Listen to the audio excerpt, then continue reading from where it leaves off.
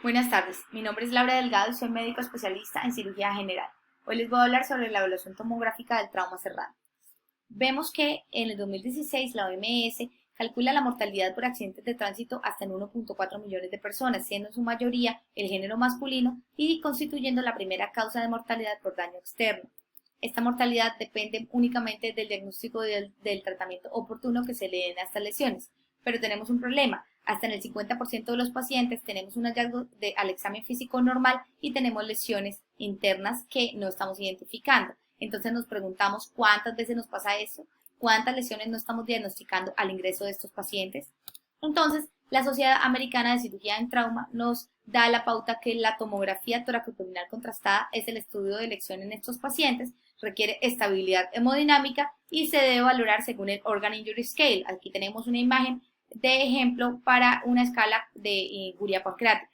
Y vemos que si protocolizamos la tomografía en los grandes centros de atención en trauma, vemos que hay una mejoría notable en la sobrevida y también disminución del tiempo entre que ingresa el paciente y se le da el tratamiento oportuno. Esto nos ayuda, este es un ejemplo de la tomografía de un gran trauma pancreático grado 5 y vemos cómo esta tomografía nos ayuda a identificar el grado de la lesión y también a definir el manejo quirúrgico versus el manejo expectante de estos pacientes.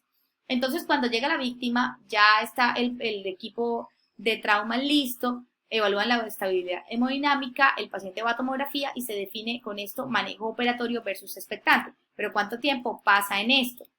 Entonces, vemos cuáles son las condiciones ideales. Idealmente, el paciente llega, se le hace la tomografía y inmediatamente ya el radiólogo debe dar una revisión primaria en donde nos dé un informe de las lesiones que amenazan la vida del paciente para poderlas tratar de forma inmediata. Y al transcurrir una hora ya tenemos que tener un informe oficial de cuáles son todas las lesiones que el paciente presenta. ¿Cuáles son las condiciones reales? No tenemos siempre radiólogo disponible y que la revisión primaria y secundaria las hace el equipo de trauma que ocasionalmente solamente es constituido por el cirujano general o un residente. Entonces, por eso hicimos este estudio, que es una de naturaleza prospectiva, de acuerdo interobservador, en donde los observadores son los cirujanos de urgencia y los radiólogos. Los criterios de inclusión son los pacientes con todos los adultos con trauma toracoabdominal cerrado que ingresaron a nuestro hospital y que tenían una tomografía de ingreso tórax y abdomen contrastada. Excluimos los pacientes previamente operados, los menores de edad y también los que tenían otros protocolos de tomografía que eran extrainstitucionales o que no tenían contraste. Evaluamos variables sociodemográficas, todas las lesiones que podían tener los pacientes y su graduación, y también los hallazgos quirúrgicos de los pacientes que fueron llevados a procedimientos, también el tipo y grado de lesión en los hallazgos intraoperatorios.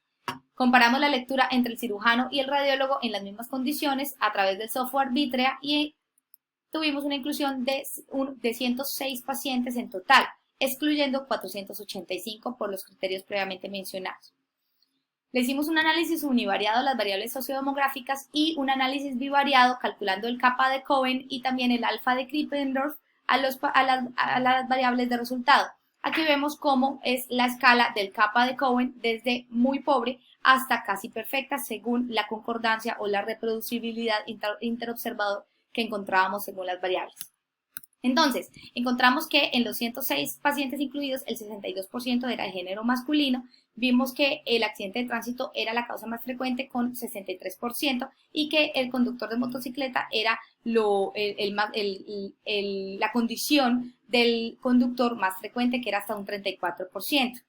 Vemos que la reproducibilidad interobservador entre el radiólogo y el cirujano para cada lesión fue para hemotórax aceptable, para la lesión pulmonar considerable, pero la graduación de la lesión fue moderada. Para la lesión esplénica fue aceptable y la graduación fue moderada. La lesión hepática considerable fue la mejor, con una graduación moderada, y también para la lesión renal fue moderada con graduación moderada. El neumoperitoneo tuvimos una concordancia nula y para el líquido libre fue aceptable. El neumoperitoneo, ¿qué sucedió? El cirujano identificó un neumoperitoneo que el radiólogo no identificó y viceversa, el radiólogo identificó un neumoperitoneo que el cirujano no identificó. Por lo tanto, tenemos un kappa nulo de menos 0.0095.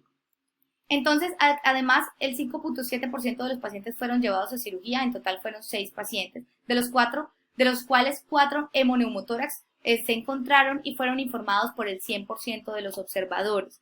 También se encontró un grado de lesión, una lesión de víscera hueca de duodeno grado 3 con líquido libre, que fue identificado por ambos observadores sin reporte de neumoperitoneo en este caso. Una lesión de vejiga con líquido libre identificado por ambos observadores, sin embargo el radiólogo identificó neumoperitoneo, pero el cirujano no. Y también el cirujano identificó un neumoperitoneo que el radiólogo no reportó, pero este paciente no fue llevado a cirugía. En conclusiones tenemos que, bueno, los accidentes de tránsito son la principal causa de politraumatismo en nuestro medio, que conducir motocicleta es el principal factor de riesgo para este tipo de trauma. El sexo masculino constituye el 2/3 de las víctimas, y también que, bueno, la tomografía es la principal herramienta diagnóstica y que protocolizarla impacta en la sobrevida y disminuye la mortalidad.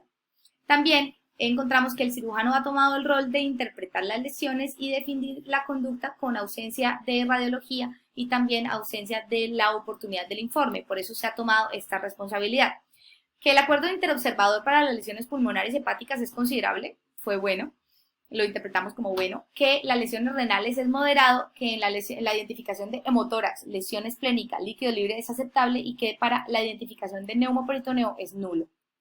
Encontramos que hay una variabilidad y que la reproducibilidad interobservador va desde considerable hasta nula. Esto tiene un impacto negativo para el paciente y por lo tanto consideramos que el radiólogo es una pieza fundamental en el equipo multidisciplinario para la atención en todos los centros de trauma. Por esto consideramos que esto tiene una necesidad de fortalecer el entrenamiento en imágenes diagnósticas de los futuros cirujanos y también encaminado a que ellos puedan identificar los elementos fundamentales de la práctica como el manejo en trauma. Muchas gracias.